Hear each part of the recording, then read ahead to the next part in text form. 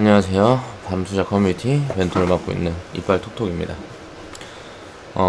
오늘 이번 주에는 지금 비중관리에 대한 내용을 다뤄보고 있죠.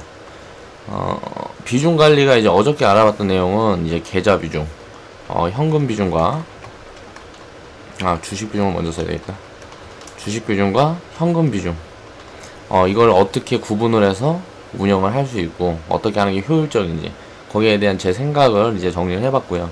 오늘은 이제 우리가 운영하는 시스템 중에 종목도 이제 안으로 들어가서 더 세분화를 해보면 이제 주식과 현금 비중을 그렇게 맞춰가면서 종목 간에도 이제 비중 관리를 해야 돼요. 그러니까 그런 부분을 어떻게 하는지, 그러니까 쉽게 이야기하면 포트폴리오 포트폴리오 구성 방법, 이런 것들에 대한 이야기를 좀 위주로 해볼 거예요.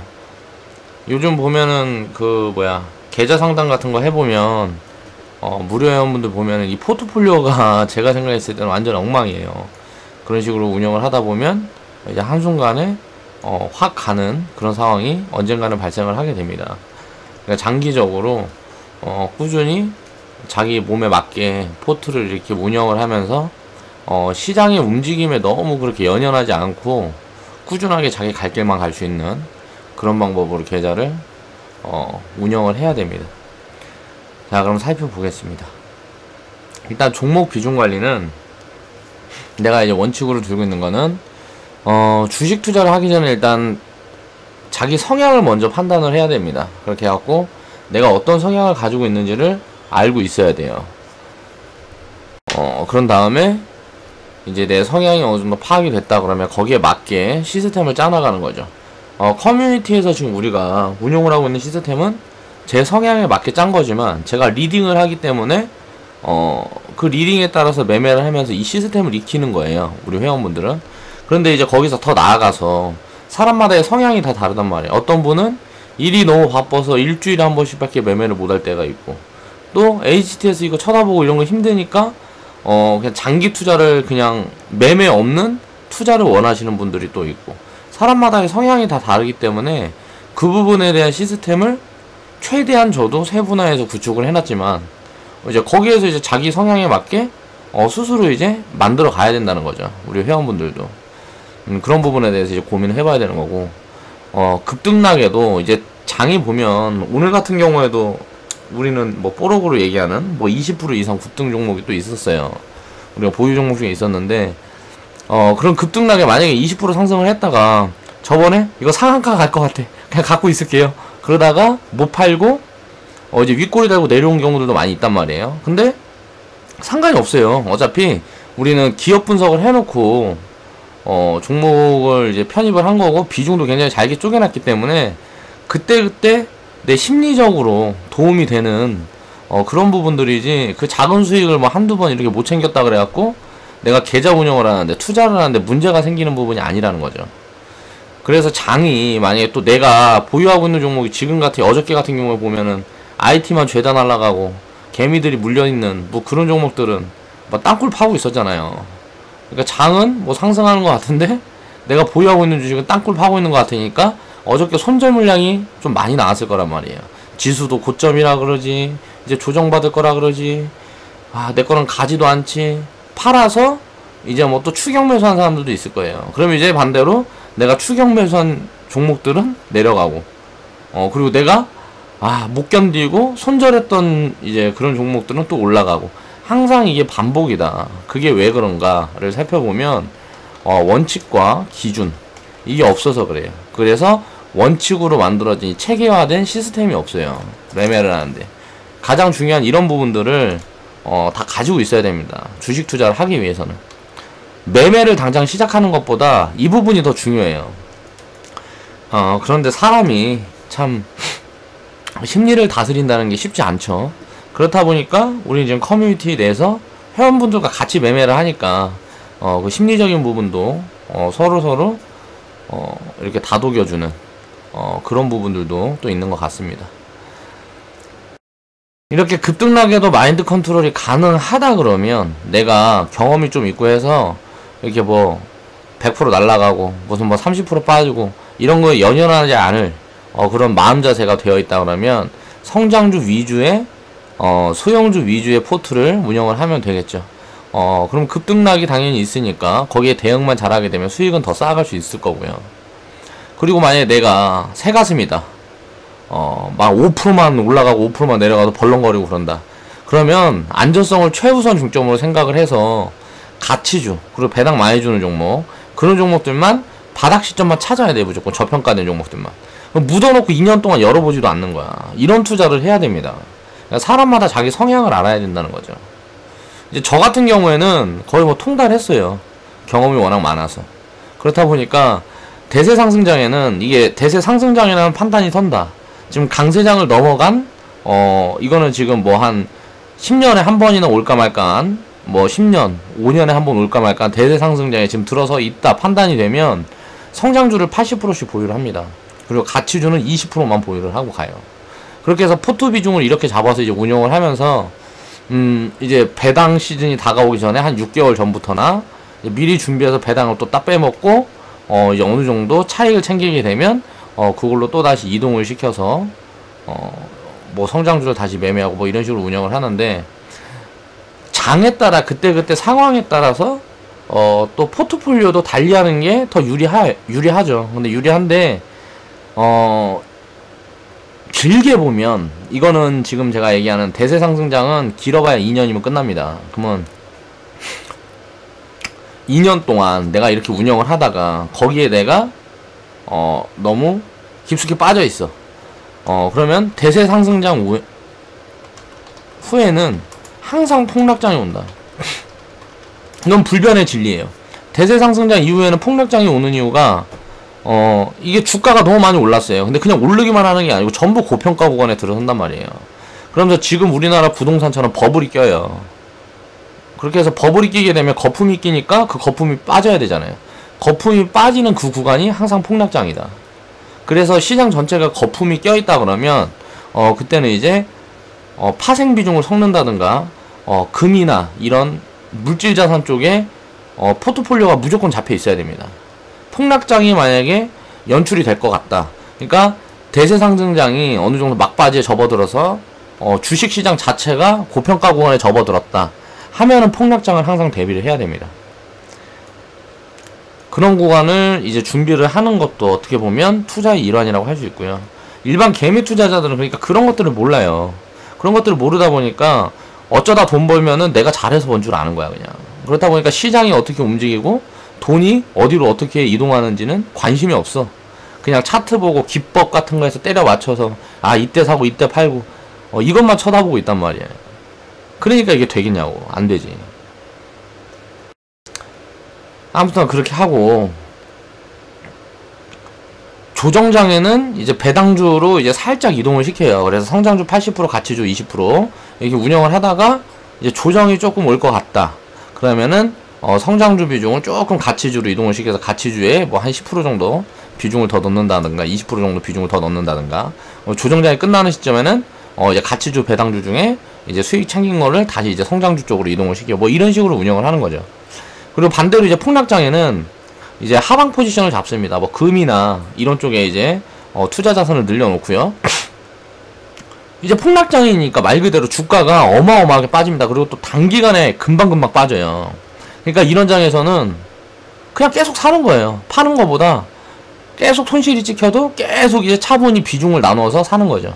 그렇게 해서 이제 가치주들이 폭락장에는 정말 상상하지 못하는 저평가 구간에 놓이게 됩니다. 그러니까 반등이 다시 오는 거예요. 대세 상승장이 끝나면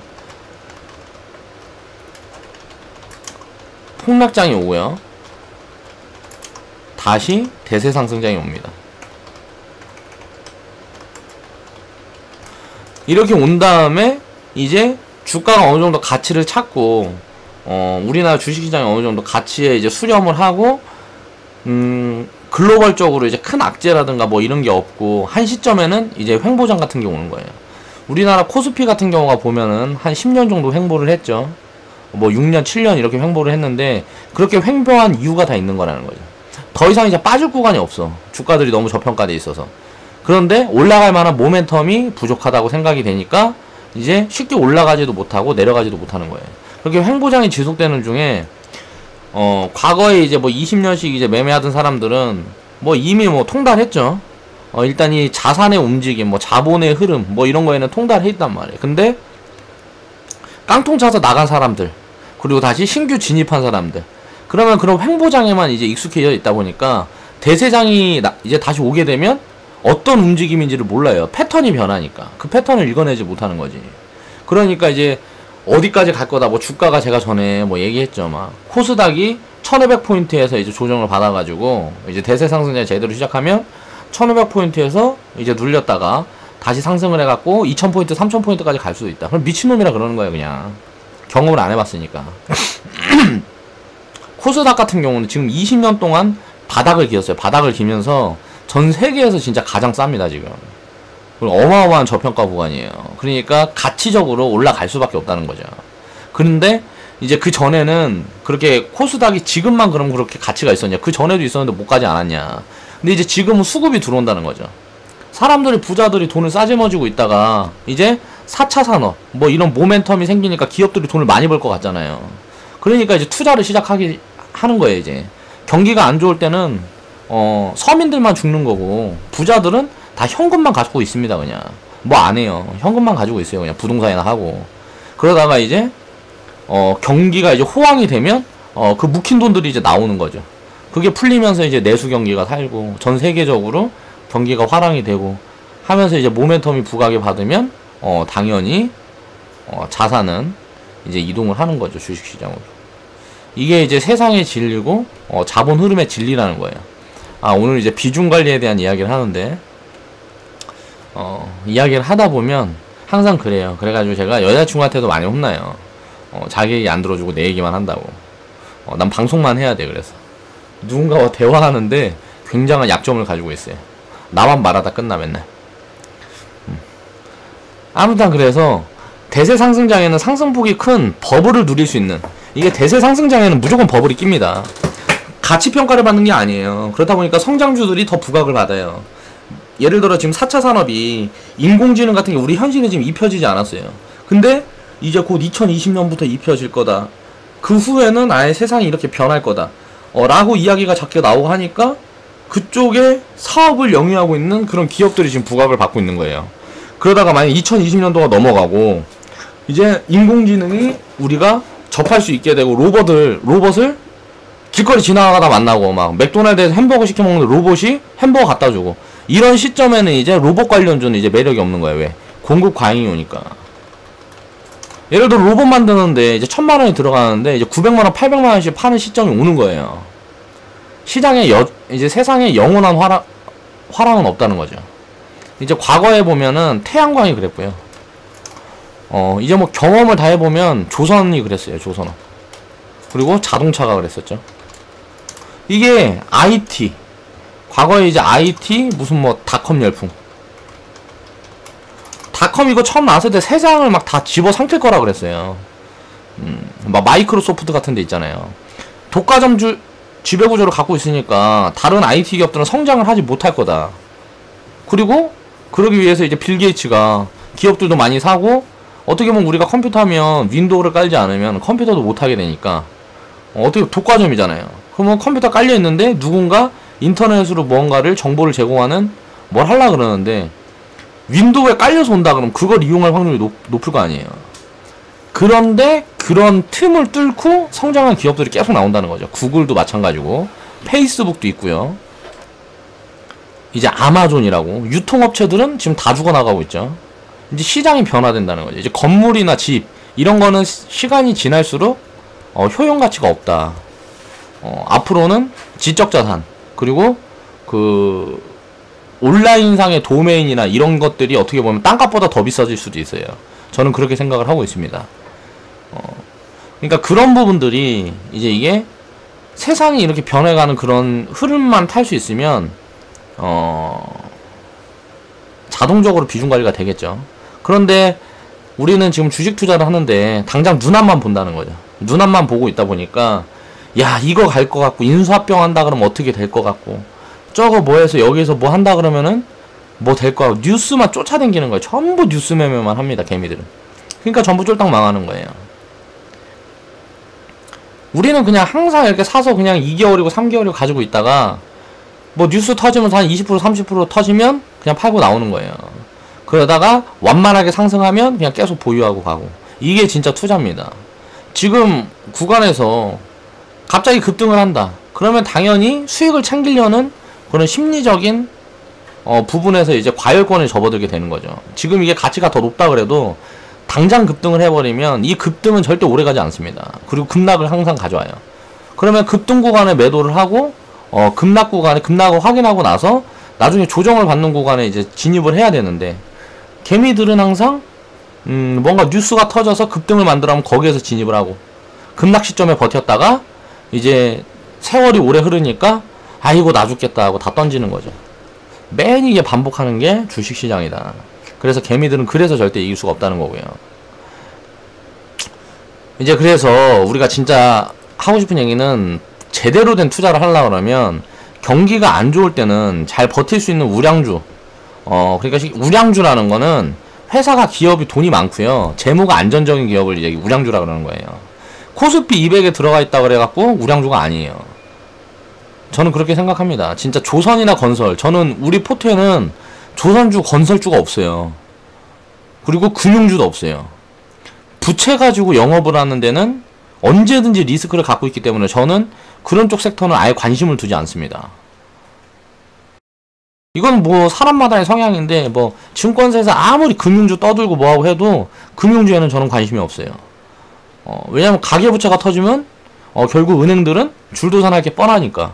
그럼 이게 가계부채 이 문제가 만약에 해결이 된다 그래도 해소되는 부분을 보고 이제 투자를 해본다든가 해야겠죠. 그리고 또 우리나라는 굉장히 금융후진국이라서 은행들도 다 돈놀이하는 그런 구간들이라 투자라는 걸 하지는 않아요, 은행들이.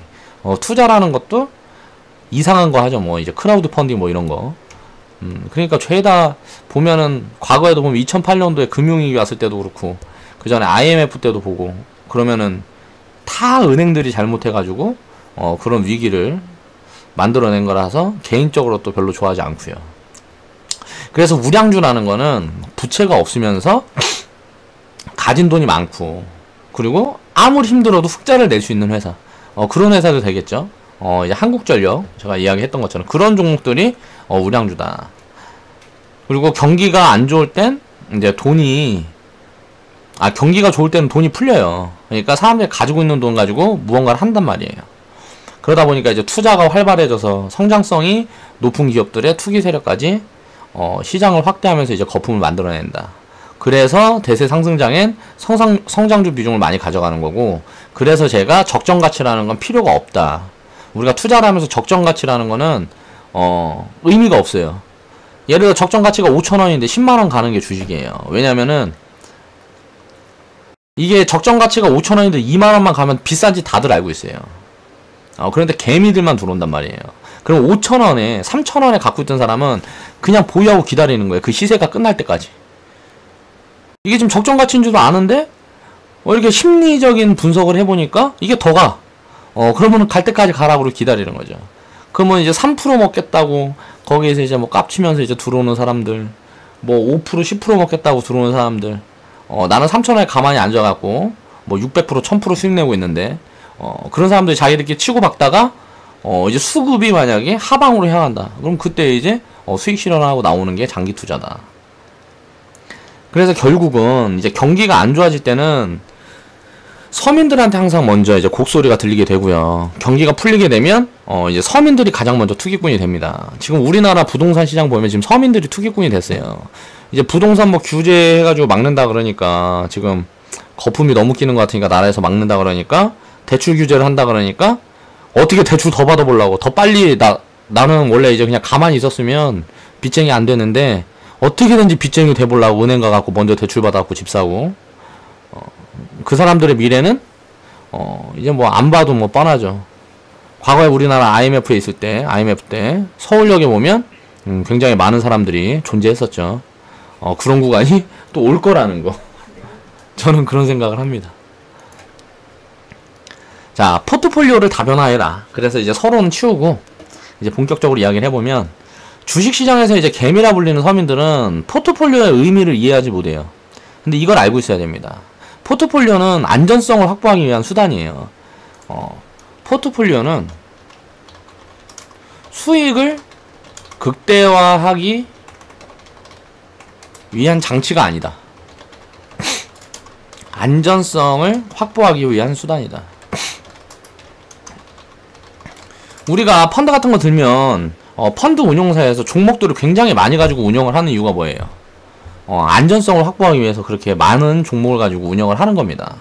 그리고 파생이라고 선물이나 뭐 이제 공매도 뭐 이런 거 해야 되니까 안 좋은 종목인지 알아도 사서 편입하고 있는 경우도 많아요. 그래서 저는 이제 펀드 투자를 웬만하면 추천하지 않는 거고요. 그렇다 보니까 그런데 우리가 생각을 해보면 주식시장에 2000 종목이 있는데 20%는 괜찮은 종목이란 말이야. 좋은 종목들이란 말이야. 이제 한 30-40%는 좋은 종목들이죠. 한 반절 조금 못 미치는 그 정도는 이제 우량한 기업들, 또 성장성이 높은 기업들이에요. 또 돈도 많이 버는 기업들이고. 그러면은 한 30% 40%가 된다면 거기에서 그 종목이 이제 관심을 받지 못하고 바닥에 있는 종목들을 추리면 10% 20%로 줄어요. 그럼 전체 2000 종목 중에서 한 200 종목 400 종목만 좋은 종목이란 말이에요. 그 종목들 다 가지고 있으면 어때요? 좋은 종목들인데 언젠가는 움직일 거 아니에요. 그럼 먼저 움직이는 거는 우리가 선취매를 그렇게 해놨다가 먼저 움직이는 거 챙기고 나오면 된다는 거죠. 그 200 종목을 관리해줄 인력만 있다 그러면 커뮤니티에서 이제 해야 될 일은 그거예요. 그 종목을 섹터별로 나눠서 나중에는 이제 트레이더들이 그 섹터별로 이제 흐름을 읽어가고 이제 관리를 하면서 운영을 하고 또 이제 좋은 기업을 발굴하는 그런 팀을 하나 만들고, 그럼 우리 커뮤니티에 있는 우리는 이제 그게 돼야죠. 투자자가 돼야죠. 그렇게 해서 우리 커뮤니티의 지분을 나중에는 가지고 있어야 된다는 거예요. 그것도 하나의 포트폴리오가 될 수 있다. 그래서 그런 작업을 하기 위해서는 나 혼자 북치고 장구치고 해서 나 혼자 다 해먹으려고 그러면은 누가 그렇게 함께 하겠어요. 자기 돈 들여갖고 나 혼자 다 해먹겠다는데. 그러니까 이제 그거를 차츰차츰 이제 성장을 시켜서 이제 법인화하고 그 법인을 이제 같이 뭉쳐서 한번 잘 운영을 해보자, 이런 측면으로 저는 이제 커뮤니티를 시작을 했다 그랬죠. 이런 것처럼 주식을 할 때 개인이 내가 혼자 한다 그래도 포트폴리오는 안전성을 확보하기 위한 장치라는 거예요. 수익을 극대화하기 위해서 포트폴리오를 운영하는 게 아니에요. 수익을 극대화하려면 몰빵해야지. 근데 몰빵 투자하면 위험하다 그러니까 포트폴리오로 나눠서 몰빵을 하는 사람들이 많아요. 보통 보면 예를 들어서 지금 꼭지에 있는 예를 들어서 IT 종목들만 해서 내가 포트를 종목을 7개 갖고 있는데 전부 IT 종목들만 갖고 있어. 그럼 이거는 분산 투자가 아니라는 거예요. 예를 들어서 한 섹터에 작은 100%가 다 들어가 있다. 이건 몰빵 투자다. 종목 수에 관계없이. 이렇게 투자하는 거는 그냥 이렇게 할 바에는 차라리 그 여러 개 중에 한 개를 잘 골라갖고 몰빵 투자하는 게 낫습니다. 그러니까 저는 그래서 포트폴리오는 안전성을 확보하기 위한 데 중점을 둬야 된다고 생각을 하고요. 저는 초보들은 가치주를 50% 이상 보유하길 원해요. 그런데 대부분 그렇게 운영을 하지 못하니까 뭐 말해봐야 입만 아픈 거고. 이제 예를 들어서 가치주 20% 성장주 80%로 계좌를 운영한다 그러면 가치주 20%는 원칙이 있어야 돼. 저는 가치주에는 무조건 원칙이 있습니다. 배당이 무조건 3.5% 이상 줘야 돼요. 내가 가치주라고 생각하는 걸 배당을 무조건 3.5% 이상.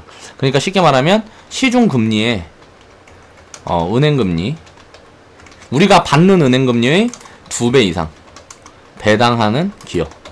이게 첫 번째 원칙이에요. 무조건 가치주는 이 기준에 들어가 있어야 됩니다. 그리고 두 번째는 바닥에 있어야 되겠죠. 그 바닥을 찾는 그건 나만 알고 있는 거니까. 그리고 또 바닥에 있어야 하고 회사 재무가 안전해야 되겠죠. 안정적이어야 되겠지. 이런 부분들이 이제 확인이 되는 기업들을 이제 저는 가치주라고 칭하고요. 지금 보면은 철강주에 이런 가치주들이 굉장히 많아요. 철강주 가치주들이 되게 많고, 내수주 같은 경우에는 배당을 그렇게 많이 잘 안 해요. 그래가지고 뭐 음식료고 뭐고 백화점이고 뭐고 이런 내수주들이 배당을 많이 안 해가지고 별로 매력이 없어요.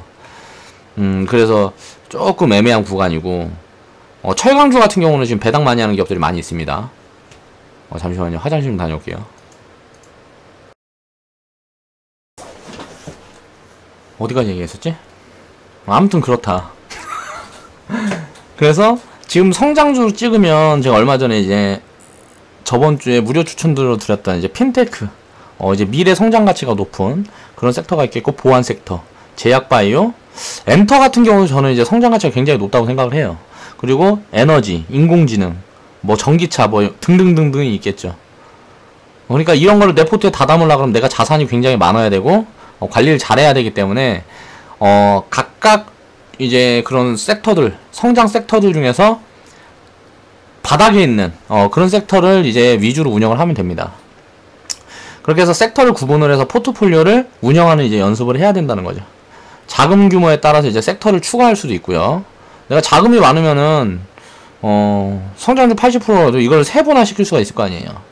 그렇게 해서 담고 싶은 거 다 담아도 되는 거고, 이제 보통 보면 전문가들 중에서는 이게 포트폴리오를 너무 많이 갖고 있으면 안 좋다고 이야기하는 사람이 있는데, 제가 봤을 때는 그렇게 이야기하는 사람들은 개뿔도 모르면서 하는 소리라고 생각을 해요.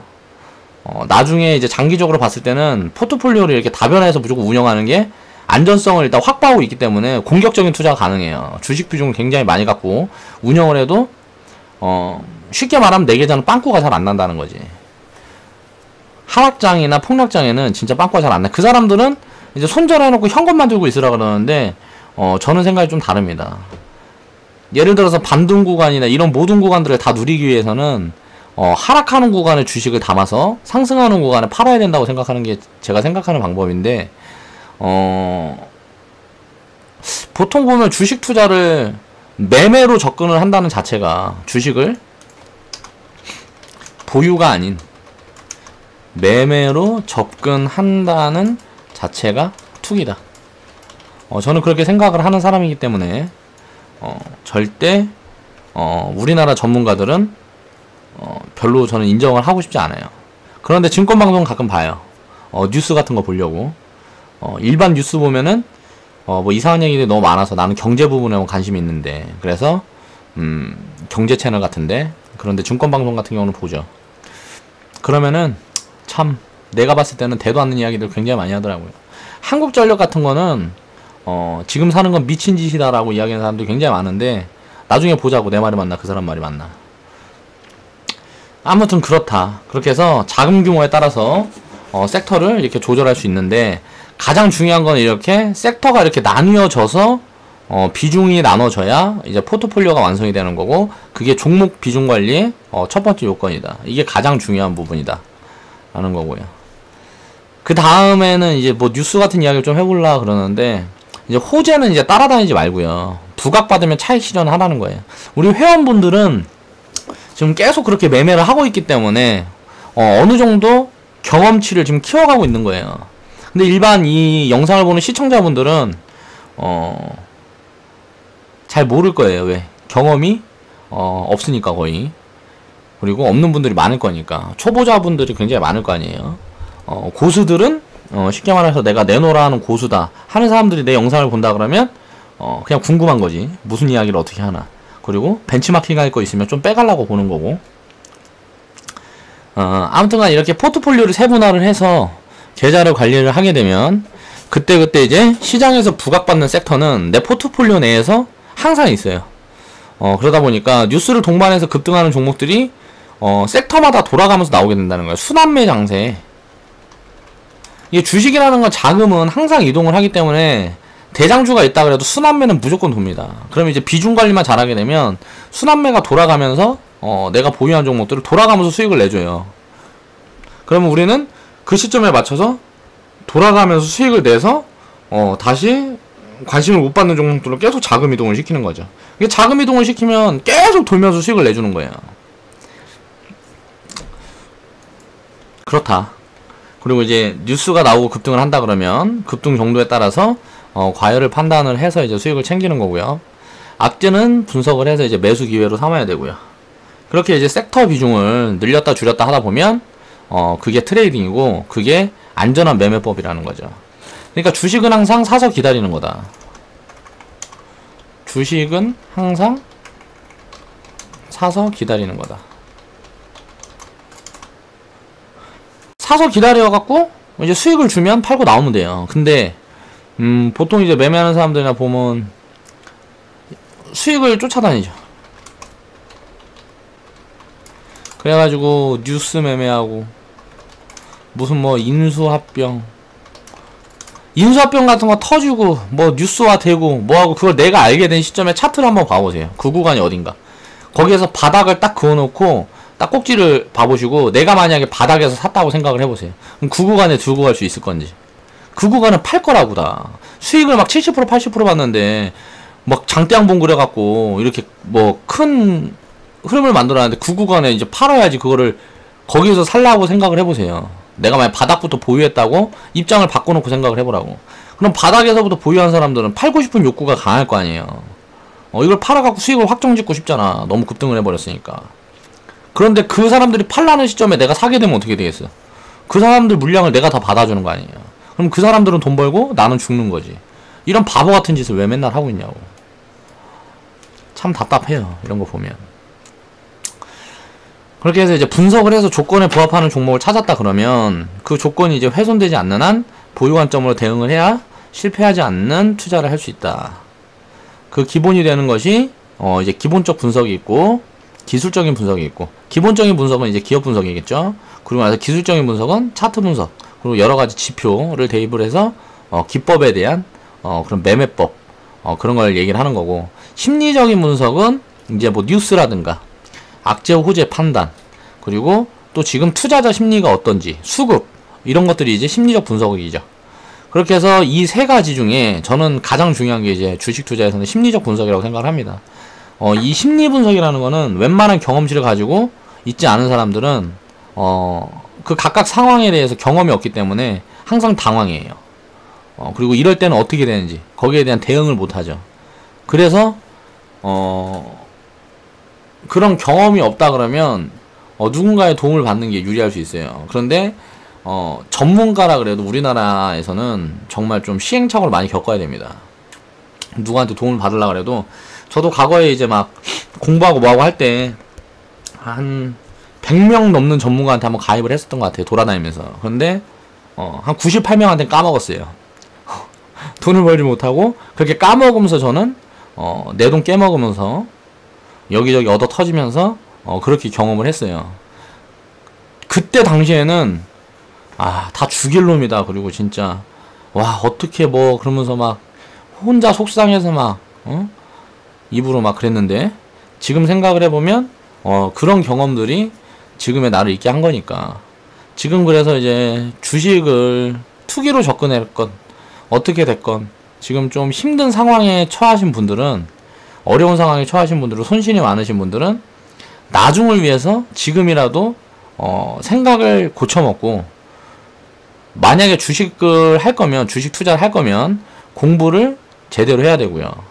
그게 아니고 진짜 지금처럼 아무 생각 없이 그냥 뉴스만 쫓아다니면서 매매하고 그렇게 하려고 그러면 내가 그 마인드 관리를 혼자 스스로 할 수가 없다.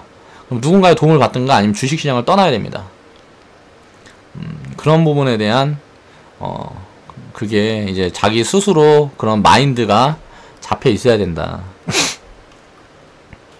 자, 보유 섹터의 유동성을 둬라. 이게 무슨 말이냐면, 만약에 이제 우리가 성장 섹터를 보유하고 있는 성장 섹터가 엔터주가 10%고 신재생 에너지주가 20%고 전기차 관련주 10%, 드론 관련주 10%, 인공지능 관련주 10%, 제약바이오 20%를 만약에 보유를 하고 있다. 만약에 내 포트에 그렇게 해서 60%, 뭐 몇 프로야? 40%, 60%, 80%, 80%를 이렇게 성장 섹터를 보유를 하고 있다. 그러면 인공지능 관련 섹터가 50% 상승을 했다.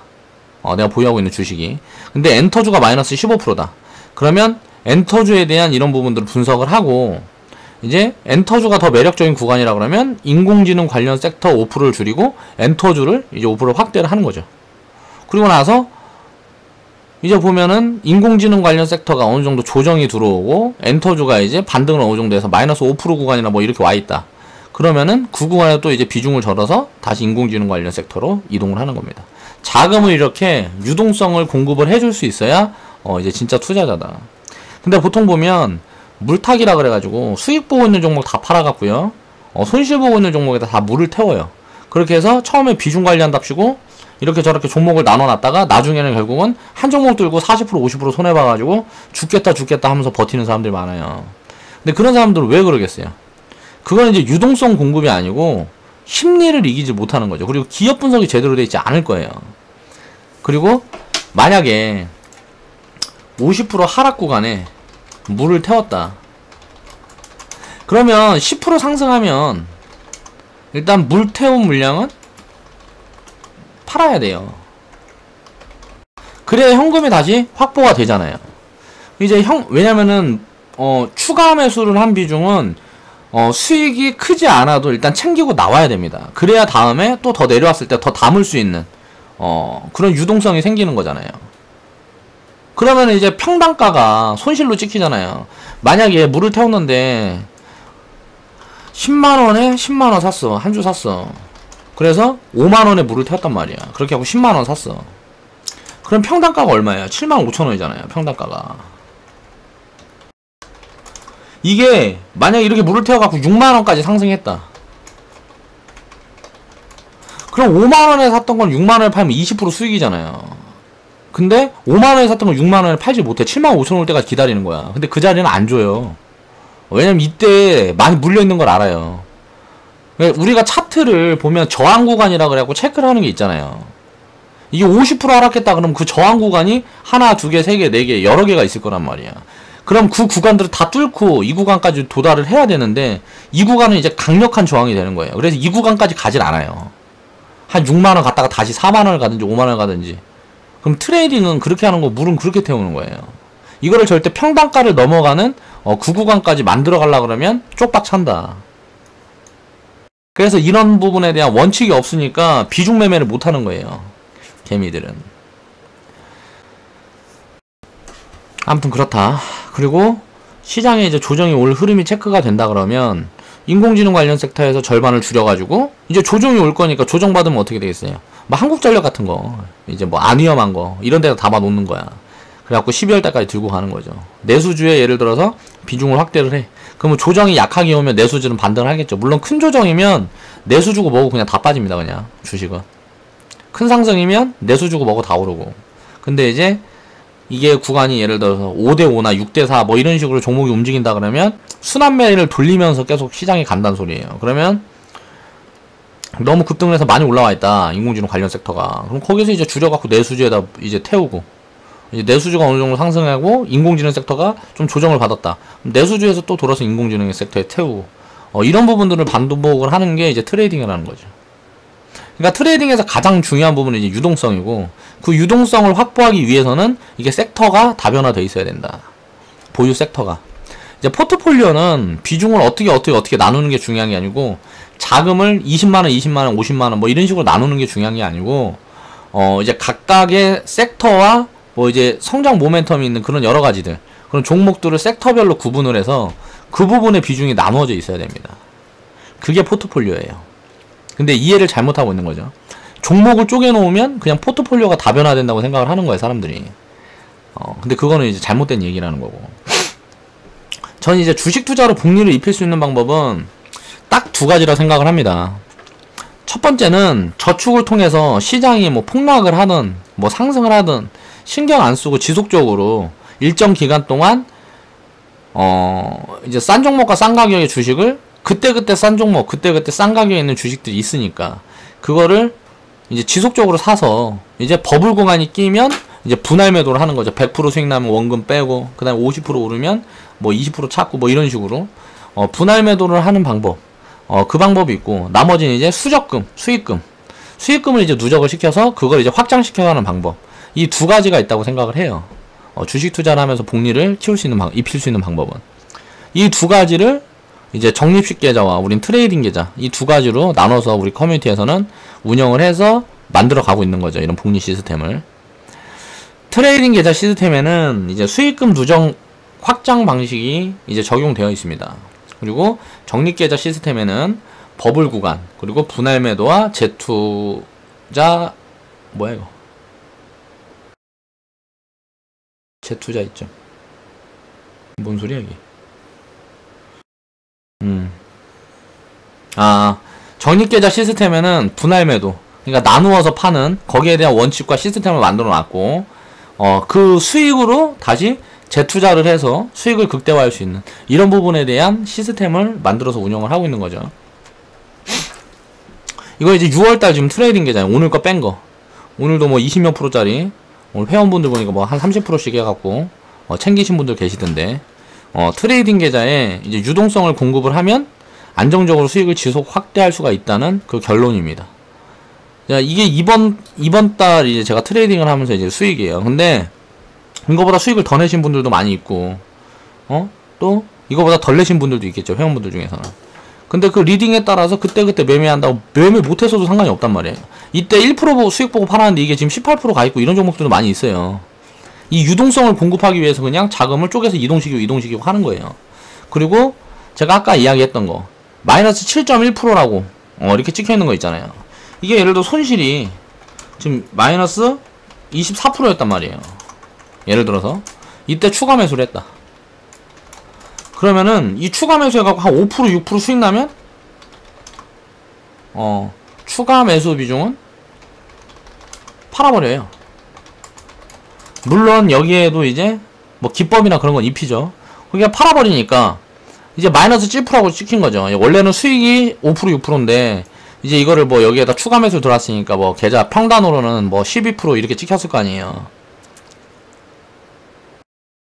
아무튼 12% 이렇게 찍혔는데 거기서 이제 5% 6% 수익이다. 뭐 그러면 이렇게 찍히겠지 평단이. 근데 이거는 손실로 찍혔지만 수익이라는 거지. 손실이 아니라는 거지. 처음에 매수했던 비중은 우린 손절이 없기 때문에 손절 구간이 오지 않으면 매도를 안 해요. 뭐 펀더멘탈이 변화가 돼서 그 종목이 이제 그 기업이 망한다. 뭐 이런 지금 적자폭이 확대돼서 뭐 큰일 났다거나 뭐 이런 무슨 뭐 그런 경우가 아니면은 저희는 이제 손절을 하지 않습니다. 매매를 하면서 커뮤니티에는. 그러다 보니까 그때 팔았던 종목이 나중에 이제 상승을 하니까 이거는 원래 한 16%, 뭐 15% 예를 들어서 이렇게 수익 중인 건데 평단을 맞춰놨으니까 이제 30% 수익이 찍히는 거죠. 그러니까 이런 식으로 되는 거다. 그러니까 비중을 항상 안전성을 중점을 두고 수익을 챙겨가라는 거예요. 그리고 오늘 여기에 뭐 5%짜리 하나, 오늘 매도한 게 5%, 뭐 4%, 오늘 23%짜리 수익이 하나 있어요. 또 그렇게 하면 그거 추가하면은 이게 매달 이렇게 쌓인다. 이렇게 수익금이 누적으로 이렇게 쌓인다는 거예요. 그래갖고 실현금액은 94만원인데 지수가 돌리면서 우리 보유 종목이 마이너스가 찍혀있단 말이에요. 근데 이거는 수익을 확정 지은 거야. 그렇게 해서 그 부분을 이제 맞춰가는 작업을 계속 하는 거예요. 그렇게 해서 안전성을 공급을 해주고 장이 돌아섰을 때 우리가 보유하고 있는 종목들이 이제 막 이제 올라가고 트레이딩을 이어가게 되니까 이제 장이 돌아서게 됐을 때는 수익폭이 확 커지는 거죠. 그걸 이제 반복을 하면서 우리는 이제 계속 수익을 쌓아간다는 거지. 동일 종목 이제 평단가에 따라서 이제 기간 수익 실현, 이게 기간별 수익 실현, 수익 현황, 거기에서 이제 뽑은 건데, 여기에는 이제 마이너로 찍힐 수가 있다. 마이너스로. 근데 마이너스로 찍히는데, 우리는 그걸 이제 매매일지를 통해서 다 기록을 해놓고, 수익을 체크해서 매도를 하기 때문에 마이너스가 없어요. 손절이 없다는 거예요. 그 비중만큼만 팔았는데 평단 때문에 이렇게 마이너스로 잡힌다는 거죠. 이제 동일 종목을 비중을 나눠서 분할 매수, 분할 매도를 하게 되면 분할 매수는 잘해요, 사람들이. 물타기는 잘하잖아. 근데 그걸 생각을 해야 돼요. 물타기를 딱 했는데 그때 물린 사람들이 많단 말이에요.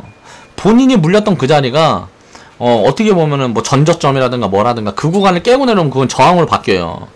거기에서 한번 반등을 준 구간이 다음 저항이 돼요. 이제 거기서 그 구간을 이제 이탈을 하게 되면. 근데 물을 태우면 그 저항 구간이 꼭 이제 손절가랑 그 뭐라 그래야지? 평단가랑 거의 맞물린다고. 그럼 평단가 그 구간이 가기 전에 수익 실현을 먼저 해야 돼요. 추가 매수 비중은. 그렇게 해서 현금 유동성을 확보를 해놓고 다시 이제 진입 시점을 보는 게 맞는 거다. 그게 이제 올바른 투자 방법인데 그런 걸 할 줄 모르니까 맨날 물타기만 하다가 망하는 거지. 그러니까 분할 매수와 물타기는 어떻게 보면 같은 것 같으면서 되게 다른 그런 관점이고, 이 부분을 이해를 하느냐 못하느냐가 투자의 성패를 가른다라고 생각을 하시면 됩니다. 그렇게 해서 큰 그림에서 이제 섹터별로 유동성을 공급을 하면서 자금을 엔터 섹터에서 에너지에서 바이오로 각각 그 당시에 소외주에 유동성을 공급해주게 되면 이제 수익을 지속적으로 확대할 수가 있겠죠. 그리고 이제 손해를 보지 않을 수 있는 종목 선별이 우선이 되어야 되니까 기본적 분석, 기술적 분석, 그리고 심리 분석은 항상 매수, 매도 포지션을 잡아가기 전에 선행이 되어야 한다는 거고요. 그리고 이제 싼 구간에 바닥에 진입을 해서 기다리게 되면 수익은 반드시 만들어준다. 이런 경험이 계속 누적이 돼 있어야 돼요. 그래야 그 기다림을 이제 즐길 수 있는 거죠. 자금이 이제 커질수록 순환 구조는 가속화되고 자산의 성장은 이제 빨라지는 거죠. 지금 예를 들어서 제가 이제 리딩 계좌 같은 경우는 이제 1비중 분할 매수, 예를 들어서 1비중 같은 경우는 20만원씩 샀다 팔았다 하고 있어요. 근데 자금이 커지고 수익이 쌓이고 하게 되면 계좌 자금이 커지니까 이 비중도 당연히 늘어날 거 아니에요. 사고 파는 비중이. 그럼 자동적으로 이 손익 금액은 계속 커나가겠죠. 우리 회원 중에도 한 1억 이상 운영하시는 분들은 훨씬 크죠, 이 손익 금액이. 그리고 이제 마이너스 구간에 매도 포지션 잡은 종목은 손절처럼 보이지만 이게 비중마다의 매수가를 체크를 해서 손절한 게 아니고 수익 구간에만 팔고 나오기 때문에 이게 손실이 아니다. 그리고 평균 단가가 낮아진 만큼 최초 비중 매도 포지션인 수익폭이 커지는 거다. 예를 들어서 마이너스 7%, 30% 이걸 더하고 빼고 하면 23%가 나오잖아요. 이걸 반절로 쪼개면 11.5%, 11.5% 이렇게 수익이라는 거예요. 근데 찍힐 때는 나눠서 팔았기 때문에 이렇게 찍히는 거죠, 계좌에는. 이게 비중 관리다. 비중 관리는 이렇게 하는 거다. 그러니까 여러분들이 지금 이 시청자분들이 지금 이 영상을 보고 계시는 분들이 한번 생각을 해보세요. 내가 운영을 어떻게 하고 있나. 근데 이런 식으로 나눠서 운영을 하는 게 아닐 거 아니에요. 그러다 보니까 문제가 생긴다. 이 상승분이 보면은 이때 이거 상승분이 오늘 23% 챙긴 종목도 2월 20일날 커뮤니티가 2월 20일날 시작했는데 오늘 뽀록 종목 2월 23일인가? 이때 매수한 종목이에요. 2월 23일인가 이때 매수한 종목인데 어저께 좀 움직였다가 어저께 포지션 안 주고 오늘 상승을 해서 오늘 매도 포지션을 잡았는데 23%, 24% 수익이다. 왜 비중을 잘게 쪼개냐면 이런 종목들도 갖고 있어야 되잖아요. 그냥 갖고 있는데 갖고 있다가 이런 종목들이 이제 번갈아 가면서 계속 수익을 만들어 주는 거예요. 그러니까 2월 23일부터 지금까지 계속 주식을 보유하고 새로 채우고 이걸 계속 반복을 하고 있으니까. 그러니까 트레이딩의 장점을 지금 계속 최대한 우리는 누리고 있는 거죠.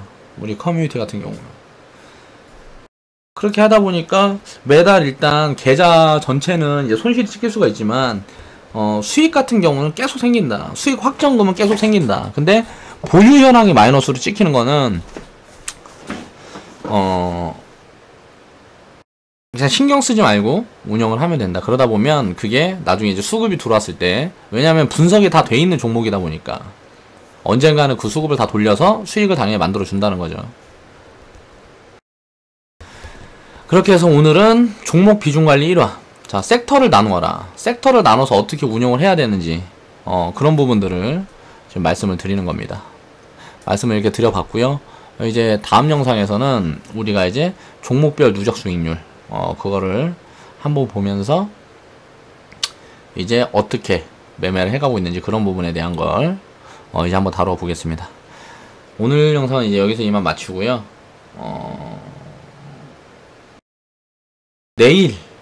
내일은 오늘 영상은 여기서 마치고 내일은 이제 그 무료 카페에 또 계좌 신청을 해주신 분이 계시니까 내일 수요일이니까 그걸 정리를 해가지고 내일 또 계좌 상담을 한번 해보겠습니다.